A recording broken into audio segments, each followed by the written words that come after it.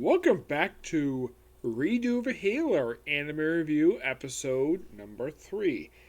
Like in the case of the first two videos of the series, only adults please, because basically I'm going to be discussing some stuff that basically is not kid friendly.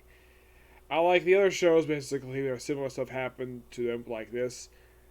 I tend to avoid it, but it's part of the series, and I cannot ignore it. So there's one bit in the first episode, actually more like a second episode I'm talking about here, which is episode 9, that I'm talking about very mildly, due to the fact it's very gross, and like they could have kept this off screen for some reason, but no, they felt like doing it because they thought this was okay to do.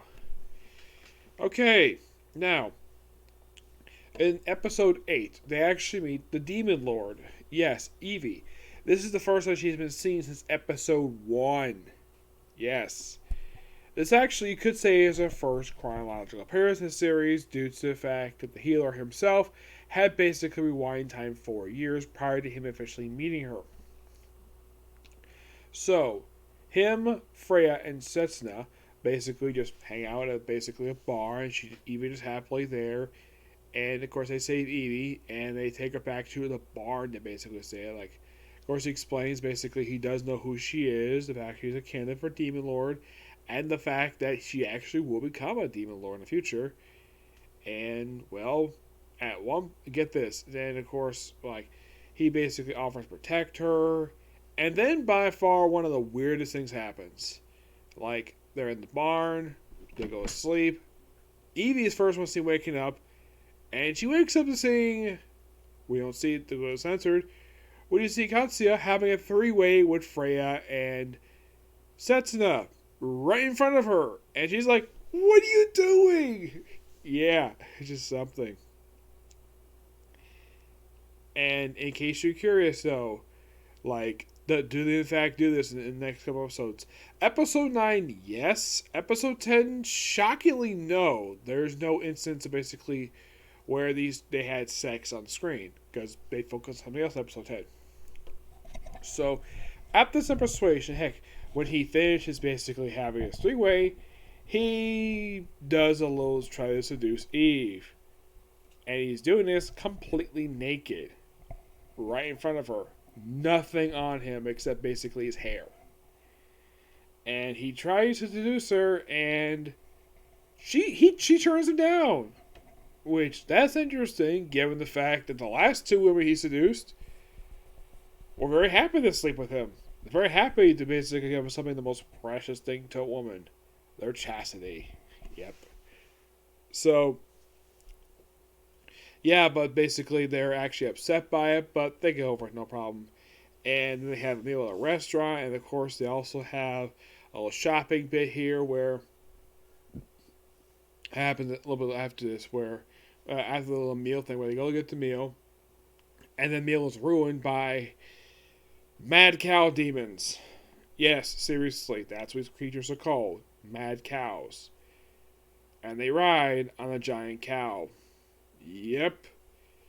Now, why the heck does a series of mad cow demons? I have no idea why.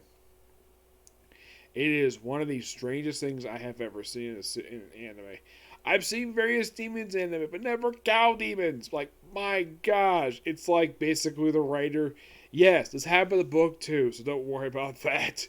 By the way, book 3 covered the last 5 episodes of the series. Which, yes. And don't worry, the next episode's next one will cover the last 2 episodes of the series that aired so far. And I'll have the 5th episode, and presumably for now, the final one, till whenever they decide to do season 2. That'll be my final thoughts for now on the series. But in the case of what happens here, so they end up basically fighting them, and of course they get revenge later on. This is, of course, going to be Evie, and then they meet with them later on. Well, they have Katsuya disguised himself as somebody else, and somehow the Mad Cow Demon decides to notice the fact it's the same guy, despite changed appearance. They recognize the scent, and of course takes him out and takes out his cow demon, his giant cow. And then, of course, you have pretty much another three-way. Yeah, it's basically Freya and Setsuna just happily a three-way right in front of Evie, who goes out of the room.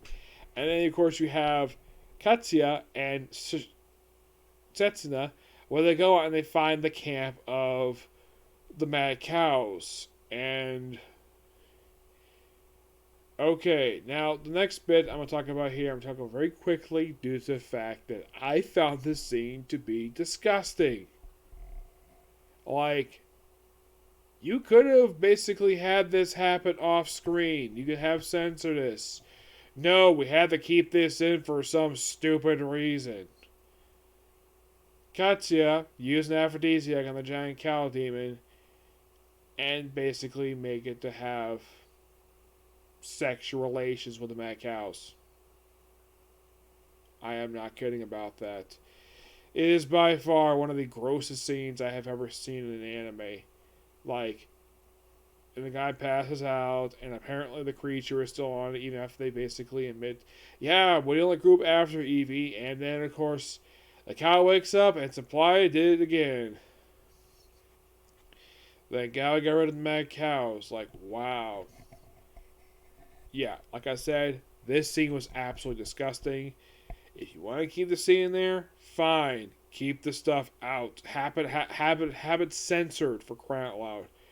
Or I don't know, remove the damn thing. You don't need to freaking have a giant cow do this. It's gross. I found this scene to be absolutely disgusting. Ugh. So, the episode 9 ends quite interestingly, like right after this disgusting stuff. Norn shows up in town with her elite, and Blade is there. Yes, the psychopathic lesbian. Which, by the way, in the second book, basically, they talk about this character a lot. Of how, basically, that Katsuya really wants to kill her because of how much of a jerk she is.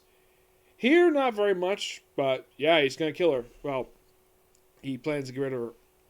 So, he decides to get rid of her because apparently they actually kind of show this, at least implied anyways, where she sees a woman she's basically fallen for, and then she uses drugs, and where she disguises as a man, because she hates men despite that cross-dress as a guy. And then she proceeds to try to seduce various beautiful women, and then she proceeds to rape them right after she reveals her gender right in front of them. Yes. Oh, and by the way, whenever she kisses a guy, she basically vomits. Every time. It's a thing with her. And of course, later on, the girl she did it with in the episode, that's mildly followed up here with basically her father going after her later. Like, the fact that she raped her and broke her completely. From what I can tell and reading from the books, she does this for pure fun. She basically just loves doing this. Yeah, because she loves women so much, she proceeds to basically rape every single one she comes across. And they dare call this woman a hero. She's a rapist. Why the heck, basically, the kingdom has basically not thrown her in jail for rape? Well, even in real life, especially in the movie Jaded, proving a woman committing rape on another person is near impossible to do. Because the absence of a groin. Yes, seriously. So if you try to go after her, you really can't. And plus, the fantasy era still doesn't have stuff like DNA testing. Yes, they don't have it because it's Dark Ages, no DNA testing. You can accuse somebody of something with very little evidence and might go to jail for it. Rape is something basically probably was very common in the Dark Ages and probably not punished very much. If someone did find out, they probably would punish them, but mostly if they're basically lower class. If they're rich, they can easily get away with it because they're rich. Sometimes rich people can do that nowadays, and they try to get away with it, but they're able to get in jail no problem. Because they're popular targets for the prosecution. Yes, even in real life, basically, is like this. So, Katsuya, oh yeah, by the way, when he notices the armor coming in, he not only notices Norn, Blade, but also this guy called Hawkeye, who's a very deadly marksman. I'm like, did they name this character after the Marvel comic Archer? Except this guy is described to be very evil. So what happens next is quite like this. So Katsuya does a sex change. Yep, because he can do that because transformation. I mean, he can transform people's face and change size of body. Apparently, he can change genders. Mostly, anyways, he still has his groin. Yep. So, he's transformed himself into a woman, and then, of course, and of course, he asks Freya to give him makeup. And then, of course, Freya and Setsu's had to pounce and imply these three had sex off screen. Yes, a three-way sort of lesbian sex. Yeah. So then you have Katsuya as a woman, just, well, basically a noble woman, because that's the only way you get a chance to think you're in their play to get rid of her. So, just walks the street to this bar that's near this feudal lord's manor, and accosted by some gangsters, taken out pretty easily because she's really strong.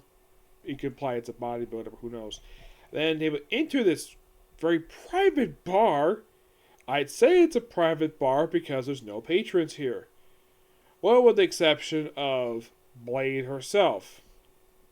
So, they do some chatting and there's some drugs. Yes, because Blade loves using drugs. Yeah, her favorite thing is basically drug-induced rape. She apparently loves doing this. Yep, she does. So, then of course that she kind of forces the drug into female Katsuya by a kiss. Yes. Then of course, then she carries her off like she's basically like a prince carrying a princess to the bedroom to basically do the dirty deed. Walks for a bit, attacked by the father of the woman she raped early on in the episode. Takes down him. Well, actually, Katsuya takes him down. Then, of course, they engage in a brief fight. One point in the fight, Blade's face is injured. Then, of course, Katsuya is knocked out and wakes up in a bed basically put in leather straps. And if you're curious, though, does Blade strip the female Katsuya naked? Not really, no. Basically, just gets rid of the dress, the upper dress, just keeps the underdress and the basically brawn panties there. And then you see her in a shirt, takes off the shirt, like, oh yeah, it's a woman. As a matter of fact, Katsuya is a woman. Yeah, he's all along. And then, of course, she proceeds to try to seduce her. And then she comes across the groin, like, you're a guy? And then he uses healing power to basically get rid of the straps. And then, of course, basically he poisons her hands. By the way, he actually used a poison needle on her during the battle, but it couldn't exactly work on her because of her sword. The Sword of Ragnarok, which apparently has healing properties. It can heal her no problem. And then the episode is basically saying, time for revenge! And that's how the episode ends. Despite how I feel about the series, I mean, I would definitely say the best thing about the series is the voice acting and the animation. I love the animation for the series, and the voice acting is really good. The writing here is, for some scenes, is really good. Do I find the censoring annoying? Not really, no. Because basically, the censoring here makes total sense compared to what they did in To Love Ru, when they used a blinding light. Here they use basically a black mist to basically cover these women up when they're completely naked. Which, by the way, in the uncensored version that you in fact showed us, which the only difference is they don't cut away to like a wall, or whatever, in the uncensored version. There is one thing I forgot to mention in the last episode, where I did watch the uncensored version of episode 4. They do briefly show Setsu's village when they're celebrating her basically saving the people from the village. Yeah, they kept that in the uncensored version. For some reason, the way the anime depicted it, it's like, oh, we got rid of the creature that caused the poisoning, and then later on, basically, we have Katsuya and Setsu having sex in a forest. Yep, I thought that was kind of a weird transition. Maybe because it's a censoring issue, that could be the reason why. But why the heck would you cut out something like that in the censored version? It's brief. It's like 20. It's like brief, like 30 seconds. You could have kept it in. There's nothing really like scandalous about that. It just basically just You have Freya drinking. Why the heck was this removed? I have no idea. As far as I can tell from the uncensored version, aside from the fact that aside from the fact seeing the girls butt naked and some minor other things, there's not really much else there aside from the fact you just see some nudity and a little bit more detail what they don't show in the censored version. But that was one thing I think that basically for story wise they actually removed from the censored version for no explained reason. Now, is there anything probably cut from these ones? I'm not really sure because I'll probably watch these later on. While I talk about the uncensored versions for what happened for 8 to 12, probably the final thoughts. It's possible to say at least. But mostly put a lot of the time when I see these ones, it just basically, oh, we see beautiful women basically butt naked. Yep, butt naked. Yep. Oh, by the way, Evie gets off of hearing a three-way behind a door. Yep. But yeah, that's pretty much it for this particular review. Now, please do not allow any kids watch this series, this review series, or watch the anime because it's a very adult-oriented anime. And you might be curious, is there any swearing in the sub because there's no dub for the series? Shockingly, no. There's barely swearing at all that I've seen so far from the translation titles I've seen. Would I get a chance to review more of the final two episodes tomorrow? It's possible, to say at least. But for tonight, all I'm going to do is basically 3 straight comic corners, and then that'll be it for tonight. So, next video is a comic corner, and discussing two particular series. Well, one I'm very happy to talk about, the other one is something else, okay? Next video. Bye.